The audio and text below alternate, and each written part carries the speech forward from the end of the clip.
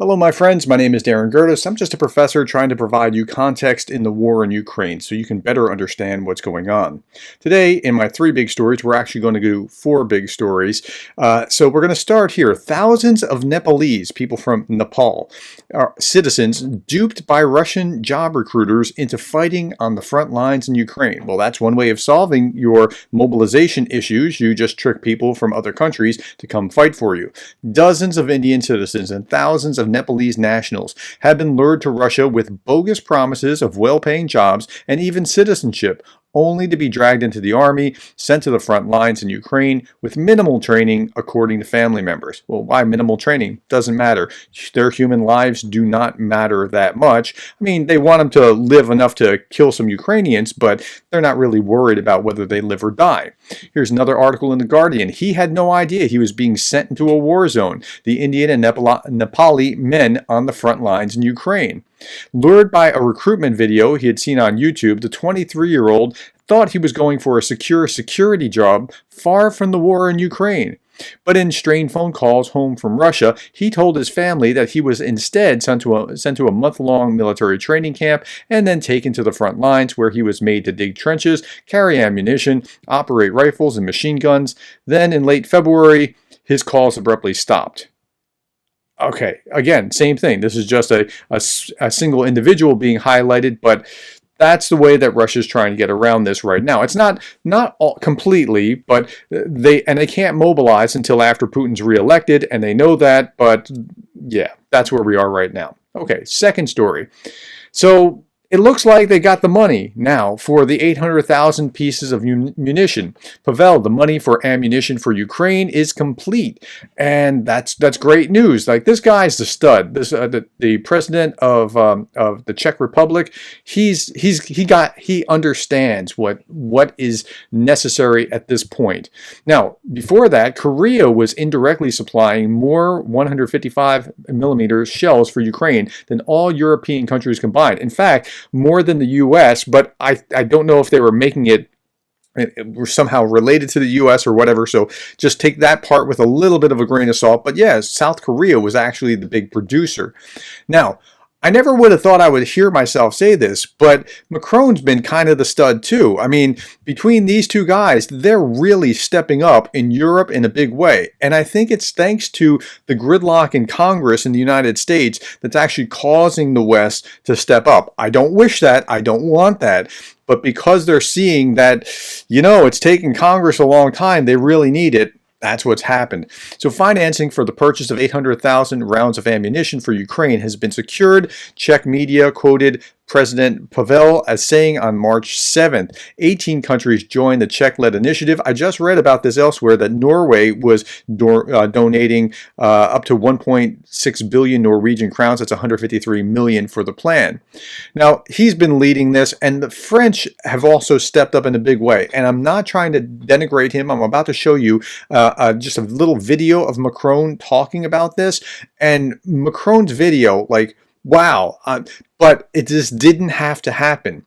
You see, like, they've only supplied about half of the 1 million that were promised by March, and that's because France and Germany particularly, I believe it was France and Germany, wanted all the million shells to be produced within the EU in order to keep the money flowing within the EU. That was a bad idea. I get why they wanted to do it, but it was a bad idea. Okay, this is Macron talking about it, and he's spot on. Listen to this. We all have to be aware that this war is affecting us, and we never meant to see the things as they are, but we have to be lucid. It's been 2 years now that we've been repeating press conferences. War is back on European soil. It's been 2 years since we revealed the extent of materials already provided. Is it our war or isn't it our war? Can we turn away? Consider that things can continue to play out? I don't think so. And so, it's a strategic awakening which I called upon and which I fully assume. We have to be lucid about the reality of the situation in Europe, the risks that are at stake, and what we have to take on. I'm convinced that the clarity of these statements is what Europe needed. But you should go and ask President Putin what he's prepared not to do. Who initiated the war in Ukraine? Vladimir Putin. Who's threatening? whatever we do, whatever we say, with nuclear weapons, President Putin. Every turn to know what his strategic boundaries are. But if we explain every day what our limits are to someone who has none and started this war, I can already tell you that the spirit of defeat is lurking out there, not here. Wow. I mean, that was a great speech. He's on it. So that's pretty impressive. And I got to give Macron high marks for that speech and for really being full-throatedly supportive of Ukraine in this regard. Now, let's turn to our third big story. And if we go back to the beginning of the war, and I just did a video about NATO that you can go back and see, the very last video I did. Putin says he wants Ukraine NATO question resolved now. Well, when was this done? It was done February 15th of 2022, right? So it's not like this, and of course, NATO was not even in the cards because there was a conflict within their borders. They couldn't have joined NATO if they want to. So that was a lie. But let's look at this. Here's Doug McGregor today, March 7, 2024. NATO will probably not survive. I wouldn't pay any attention to it at this point. Okay, well, that's ironic because on the same day that Doug McGregor says NATO won't survive, it grows by another member. Congratulations to Sweden. Sweden has just joined in the NATO expansion, and so that is official as of today.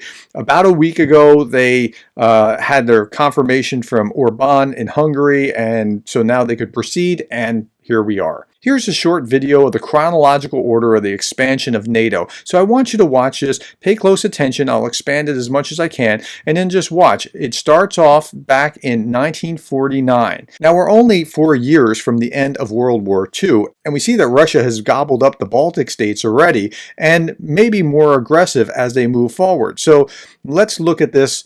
1949. 1950, NATO starts, and this is all of NATO as its original form, including the United States and Canada that are charter members.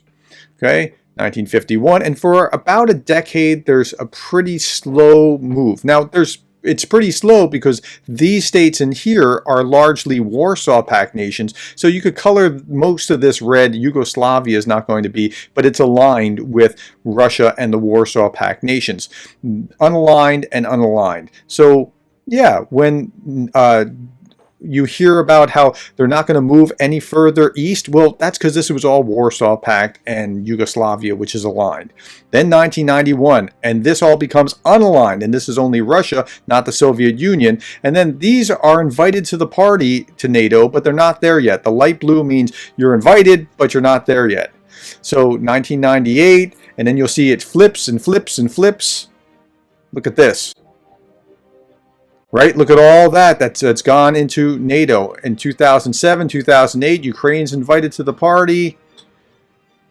And then we get all the way up to 2022. That's where this is going to stop. And when it stops in 2022, as Russia is invading Ukraine, nothing has actually happened yet with Finland and Sweden, but now Finland is dark blue, Sweden is dark blue as a consequence of invading Ukraine. And the only reason that Ukraine was invaded was because it was not part of NATO, because Russia didn't want to take that on. A bully wants to go after someone it feels like he can defeat rather than the football player. They don't want to take it in the chin.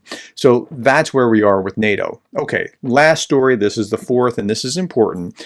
Yesterday, I talked about, in my three big stories, Trump's inevitable. I cannot see a scenario at this point where Trump won't win the Republican primary. But it's worse than that if you're a supporter of Ukraine. And that's this. Watch, look at this, a real clear politics average. Since September, except for this small little bit here, Trump has been beating Biden in national polls regularly. So now, if you're already pro-Biden, go ahead and vote for Biden, no problem. But I think Randy Mott is right about this. Reality, this tracking is without third-party candidates, and they mostly hurt Biden. Time to work on Trump foreign policy, and I don't think partisan thumping helps. I agree with them. To just curse all Republicans doesn't help. To say, well, if you're a Republican, well, you're part of the problem. That's not going to help. But I think what will help is, look, Trump has no ideological center that's going to force him one way or force him another, but the people that surround him will actually guide his foreign policy. I'll be looking very closely at who he picks for a vice president. Who are his advisors? Are they folks like Paul Manafort, or are they made out of a more Reagan-esque cloth? And I think that's the way to approach what's going on there, from as far as my analysis from the through a Republican perspective, to help you understand what's going on. I'm not encouraging you to vote for Trump. That's not the point. But I want you to understand what's actually going on, and I'll try to provide that. Okay, that's all that I have right now. I hope this last chart didn't bum you out too much. Thank you for your time. Thank you for the likes, the shares, the subscribes, and the coffees. And thank you for being the kind of person that cares about Ukraine.